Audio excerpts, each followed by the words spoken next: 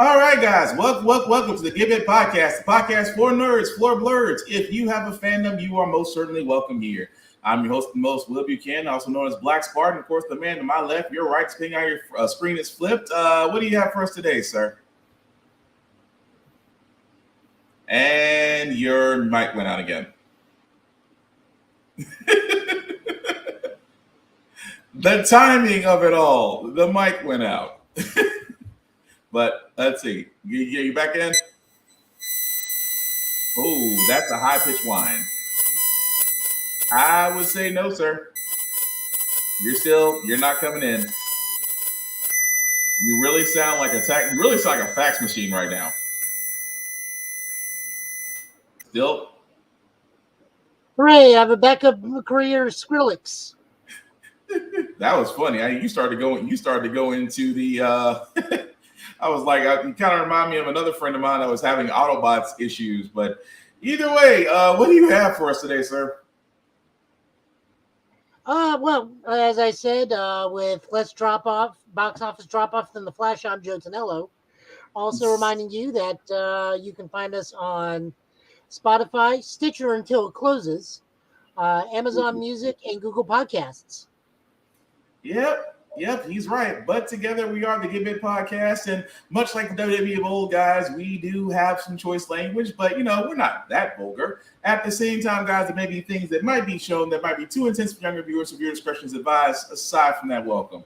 How do we start with this? Because I guess we might as well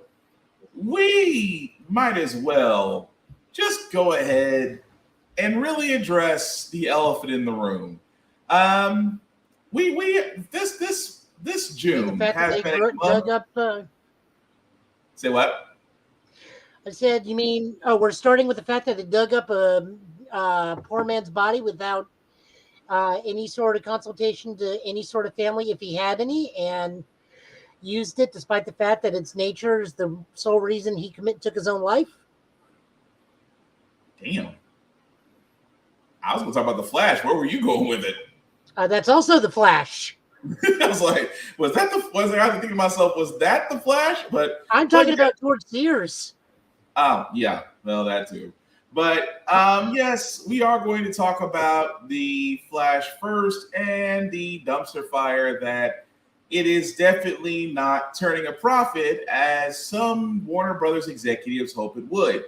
Now, me and Joe have talked multiple times about The Flash, of it coming out, of the Reverse Flash in his actions outside of the movie, and the fact that because of that, it may have just hindered or practically compromised the movie, even though Michael Keaton, to me, really needs to get his back checked because he really did carry the movie, as well as Supergirl, who did an awesome job. Now, of course, there have been, and I have to stress this out, there have been some influencers, some critics that have said, and even James Gunn, which I can understand from James Gunn, you got to promote it.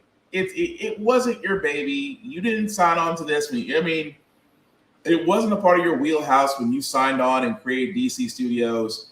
But when you say it's the greatest superhero movie ever, I wonder, did they happen to say, were you saying that sarcastically? At the same time, I have to say with influencers, how big was the check that they gave you to, number one, make you say that? Because initially, watching The Flash, it was, well, crappy. It was up until where Keaton got involved and it had our attention for a better part of the movie. But Ezra Miller's Barry wasn't that engaging. And yes, we're going to go into spoiler territory. So if you haven't seen Flash by now, or if you still have some inclination to see The Flash, you might want to mute us or come back to us in a few minutes, one of the two. But the fact of Barry having a conversation with himself for 80% of the movie, and then at the end of it all, you basically run into Savitar, which wasn't a very good one. And at the same time, Batman and Supergirl outshined the leading role of the character. Not just Michael Keaton, but Ben Affleck, who again had a short role, but it was still amazing. But ultimately, The Flash just fell flat. It barely broke the $200 million barrier after being out. Other movies, such as Spider-Man Across the Spider-Verse, it's well on its way to hitting almost $1 billion at this point. Little Mermaid doing the same thing. Transformers: Rise of the Beast, well on its way to half $1 billion by now. But the reason why I point this out is that all of those movies have been out in shorter time than The Flash has. And Joe called it, and I give him credit for this. It wasn't going to do well. Not because of the fact the story was crappy, it was because of the fact of who was attached to it, which again was Ezra Miller. And to me, he didn't do a very good job, in my opinion. But Joe, what do you think? Okay, well, first off, your engagement in this movie is assessed within the first 15 minutes. If you believe that when he saves a person and tells them that they've had a traumatic experience and they may need to see a mental health professional, I immediately turn to my friends and go, I bet he's court mandated to say this. Then we had the falling babies and the falling dog, Which was also creepy. and like, okay, so they're working in Unity 1 from PlayStation 2. Mm-hmm. Older Barry was better than younger Barry. Younger Barry is just a poor man's Pauly Shore throughout most of this movie. Mm-hmm. I do not mean to disrespect Pauly Shore. I keep thinking about that. That man is right up there with Keanu Reeves, except he just knows, like, no, in this day and age, my shtick isn't what it isn't going to get a laugh, so I'm just going to bow out gracefully. But back to The Flash. Yeah, the main villain is a worse version of CW Season 3 Savitar. He doesn't even get a mech suit. He is still Emo Barry. Yeah.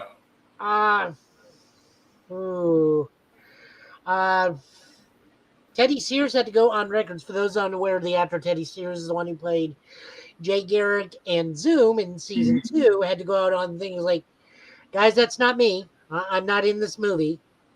They didn't even ask me. Yeah. Which is another thing I wanted to talk about. They don't even ask for all these cameos and all these Supermen they want to show. We know for a fact, and it has been reported, one Nicolas Cage shot a live action sequence replaced with a bad CGI model. Mm-hmm. But that director did get to have him fight his giant spider. So that's still praise to see Nicolas Cage in the alternate universe as Superman. Helen Slater. Oh, go ahead. No, go ahead. Helen Slater, the original Supergirl, Clark's mom from Smallville. Mm-hmm. Beautiful woman still. Shot live action sequence. PlayStation 2 CGI cameo. Her just flying up next to Christopher Reeves, which, I'll give Christopher Reeves a pass. Yeah. He has family. They can sign off on that. Yeah. Adam West has family. They can sign off on that. True. George Sears, no family. Committed suicide due to being Superman. Yeah. The movie came out on the anniversary of his suicide. That last part is just coincidental. That one I can't hold against The Flash. I mean, that's just how. That's just timing. I get it. It's time. But if you want other Superman, to represent the multiverse. You still have Dean Cain. Mm-hmm. You still have the nice gentleman, both the nice gentlemen that played the Superboys in the 80s. You have Tom Welling, Superman. You can go get a litany of Supermans, Yeah. but you instead choose to basically grave rob a man whose biggest thing, aside from being Superman, is offing himself for being Superman and putting him in this movie. Mm-hmm. Also, what was up with everybody having chest hair sticking out of their costume? That drove me nuts to no end. Like, I understand we are hairy individuals as men, me less so because my chest is Japanese, but my stomach's Italian. That's a completely different thing. We'll leave that one alone as Will has to get that out of his mind. But That image. Of chest, we'll go with tuft, chest tuft. Mm-hmm. In this movie is astronomical and honestly distracted me more often than anything else. Like, did Ezra Miller say no to a chest waxing? What was up with this? It was one of those things where, we wanted. Well, we have sit there and said many a times to DC, we wanted something different than the Holy Trinity. I mean, as a Batman fan, I love the Batman movies, but I wanted them to stay away from the cape for a little while. I love Superman movies, but again, stay away from the cape for a little while. There's other heroes you can do movies on and really build up your cinematic universe from there.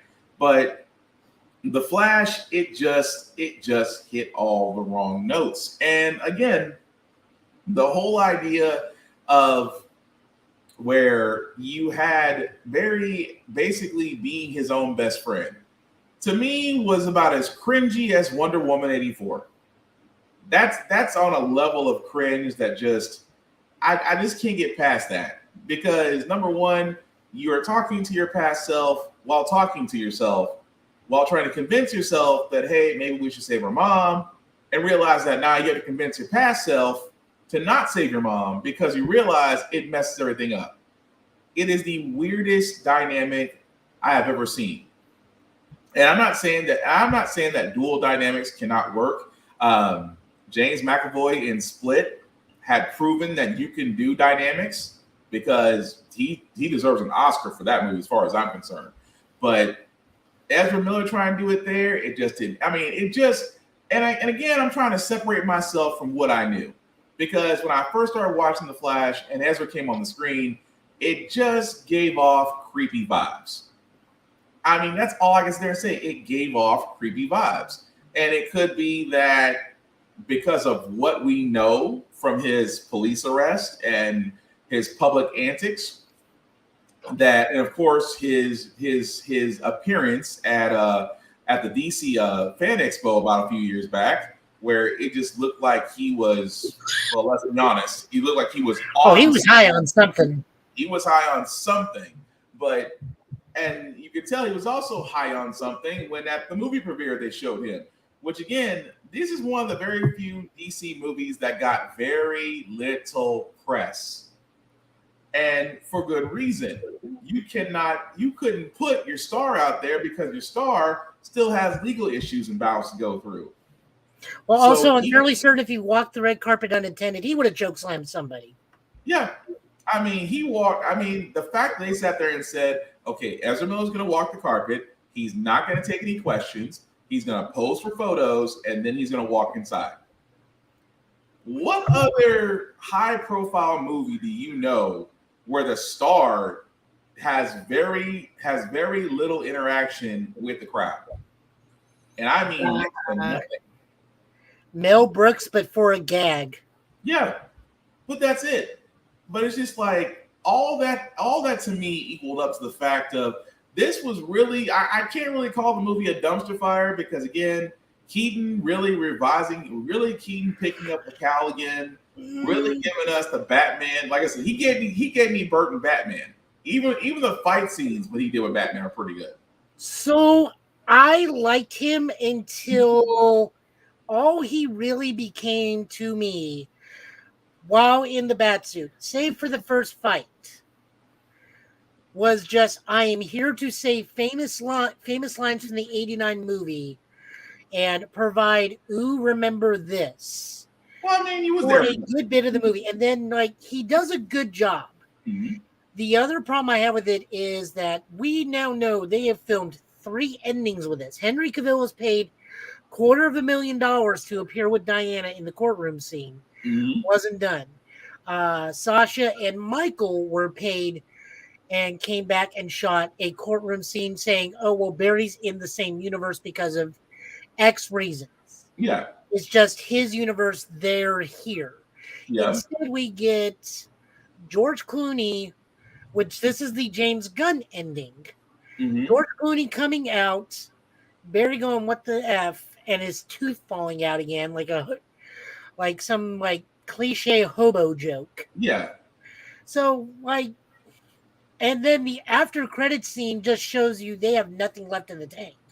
Yeah. Like, literally, I guarantee you that's foreshadowing of Aquaman just laying face down in a puddle. It's like, oh, I can breathe. It's like, oh, your movie's going to be exactly this, isn't it?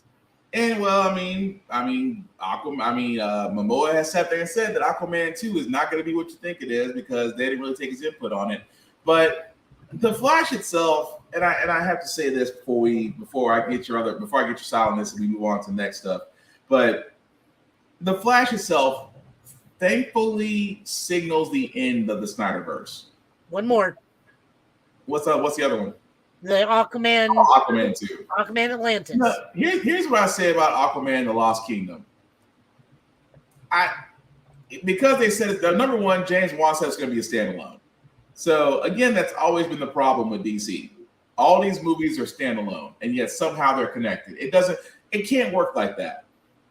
That was the main problem with Snyderverse. You cannot sit there and say, well, we have standalone movies and then the same characters are connected. That's why James Gunn got it right when he sat there and said, look, what we have here is the cinematic universe for DC Studios. For everything else, there's Elseworlds. You could have had your connected story. You could have had your connected cinematic universe. You could have had your one story or your standalones and been fine. James Gunn figured it out. Snyder didn't. But the reason why I say this is the end of the Snyder, this is the reason why I say the Flash. The reason why I say it, why the Flash is the end of the Snyderverse is because I am more than certain we will never see Ezra Miller don the Flash suit again. No, it's actually been reported out this week. Sorry to interrupt. No, go ahead. It's already been reported that the executives at Warner wish that they have written this as a tax write-off because now they are set to lose more money by it being in theaters than they would have on the tax write-off. Yeah, same like Black Adam. Actually, they're okay with Black Adam because at least Black Adam is doing more money than this. To a certain point, but I think they're making some of it up on DVD sales finally. Yeah. But the idea of the Flash, though, that's why I say it's the end of the Snyderverse because we'll never see Ezra Miller again. Now, I can't see James Gunn under any universe after he sat there and told DC Studios, after he sat there and told Warner Brothers, hey, there's a line between us and DC Studios. You're not to interfere with whatever I'm doing. Okay, cool. So seeing Ezra Miller never be the Flash again, okay, cool, fine. I can live with that. But seeing the end of movies that were rushed, non-connected, you had some hits, don't get me wrong. The first Shazam movie, the first Wonder Woman movie, the first Aquaman movie, in my mind, were all great. It's just the fact that Wonder Woman 84 just, was cringy. Shazam, Fury of the Gods was like... Yeah, it was fine. It was just fine. It's fine, but forgettable. It's definitely forgettable. It was too campy for my taste.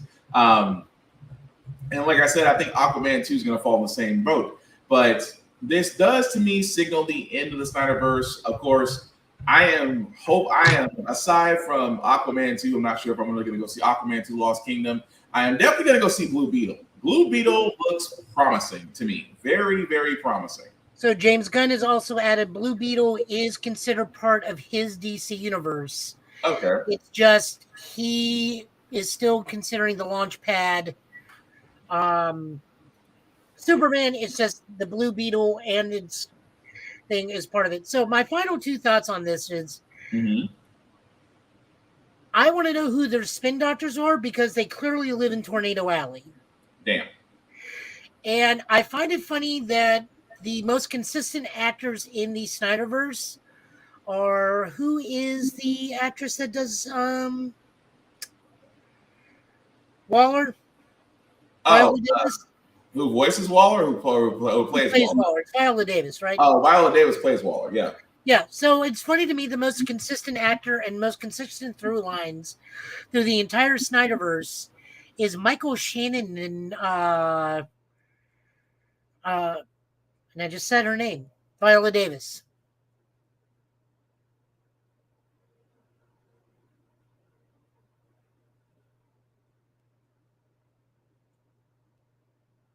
I think we had a power outage on his end.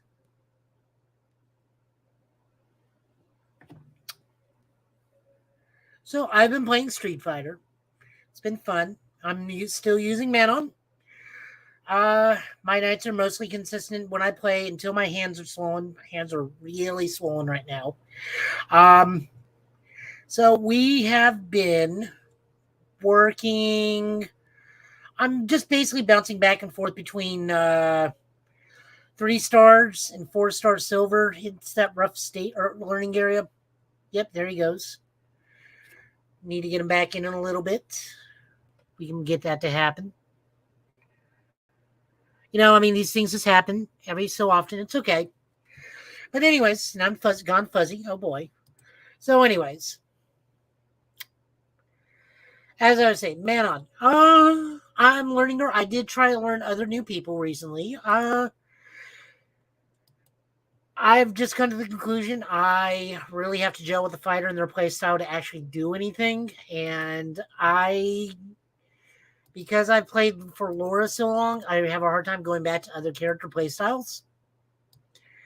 And it's making learning anybody else a little bit harder. I did try Marisa recently.